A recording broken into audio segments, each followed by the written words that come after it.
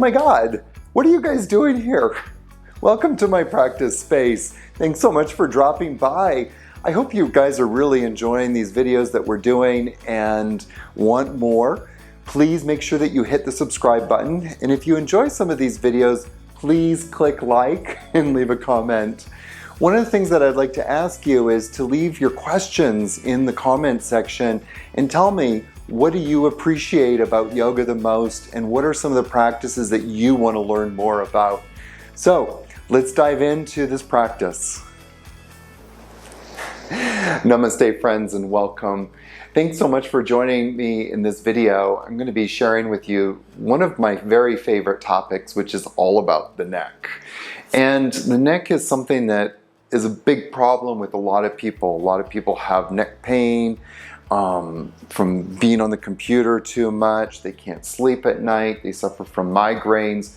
There's a whole slew of neck problems that people deal with. And I want to kind of give you one of yoga's answers into dealing with your neck problems and help you to overcome some of that neck strain that you're dealing with. Oh my God. So one of the things that we first want to address is putting the curve back into the neck. Now, this is going to go contrary to what is being taught a lot in yoga or in a lot of yoga classes. The very first thing is that a lot of yoga classes are telling you to constantly tuck your tailbone. So if I tuck my tailbone, look at what happens to my lumbar spine and look at what happens to my neck. So if you want to do this with me, try and do this with me, and then I want you to do a little experiment. In this sort of flex position, I want you to see if you can extend your neck and tell me how that feels. Now, I can only look up that much, and it really hurts a lot. I'm putting a lot of pressure on my neck. If you kind of think about the way that you're sitting at your computer most of the day, or even on your mobile device, you're probably sitting in this flex position. And if you're looking up at your computer, you're probably doing something like this, which is putting no end of neck strain on you. So my very first suggestion, specifically for the computer situation, your desk, is always make sure you have a nice curve here. But the second suggestion is, let's put the curve back in here. One of the ways that we can start to put the curve back into the lumbar spine, and then by default, the cervical spine, is through spinal molding. Before I get into that, come back to that seat again and really see if you can extend the spine as much as you can, and now look up. And just notice how much more mobility you have. Well, that's because these two parts of the spine mirror each other. What happens here is inevitably going to happen here in the neck. So we want to make sure that both are not only extending properly and being used in extension, but that the muscles surrounding that tissue area are strong and active. So today's lesson, though, is really geared towards putting this curve back into the lumbar spine.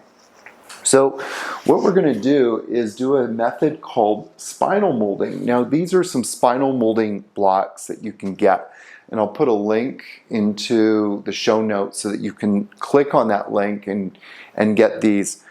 This is the one for the lumbar spine.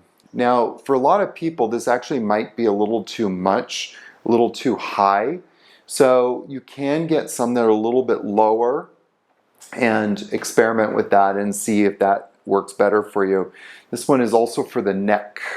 And it's nice to do both at the same time. So if you're going to do this, what I recommend is to place this block right up to you. So it comes right up to the base of the tailbone. And then you're going to lie back here. And then, whoops, then you're going to take the other one, and this one's going to come for your neck. So you just lie back like that. And then place the other one at your neck. And so both of these blocks are now putting the curve back into my neck.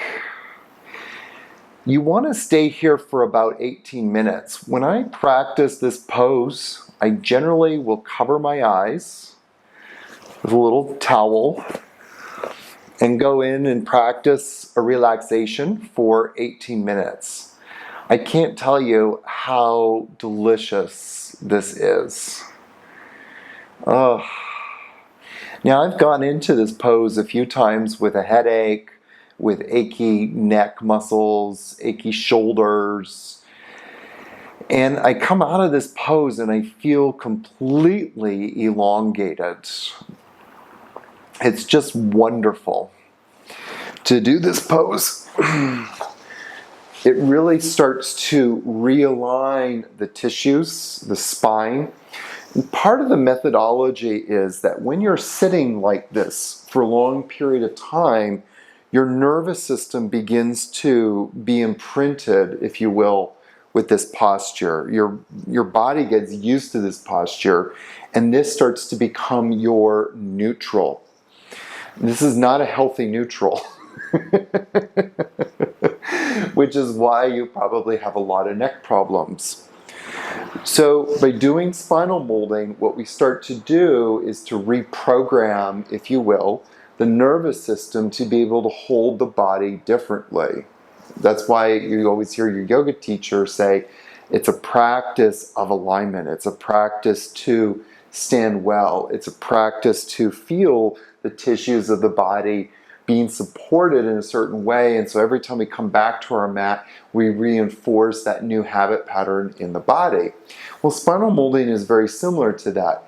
What I understand is that you should do this for 18 minutes. And for myself personally, I do it 20 minutes. I usually do it 3 to 4 times a week, more if I feel like I need it, or if I've been spending more time on my computer editing these videos for you.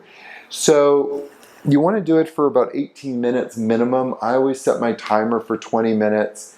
And after that, you come out and your body just, you can feel that inner transformation in your body. Your body just stands better or sits better. Now, if you don't have any spinal molding blocks, I do recommend getting these. These are a game changer.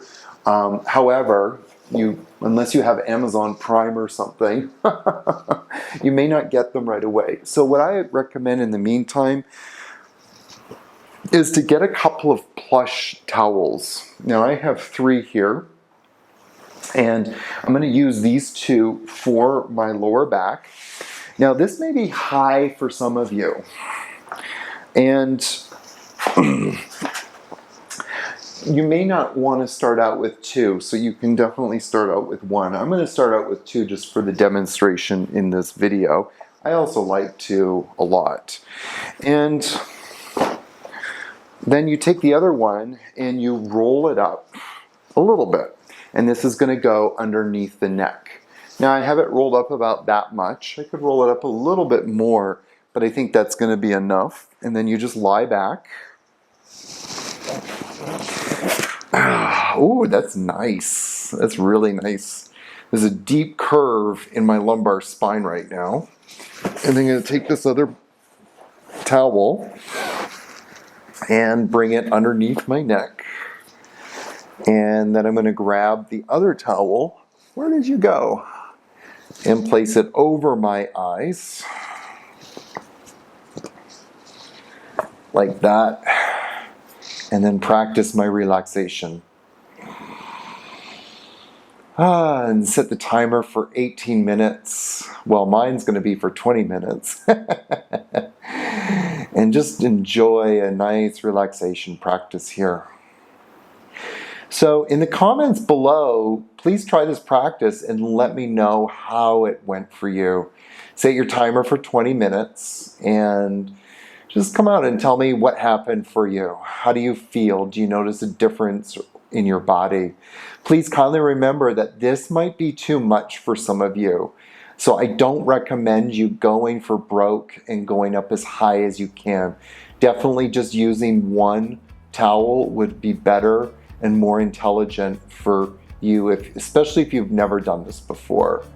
So take your time in realigning your body, reconnecting to your nervous system or rejigging your nervous system to be able to hold your body differently. Everything that we're doing in our yoga practice is done in a relaxed state. It's at that relaxed state that we can create the most change so that you can go out and live your life purpose. Have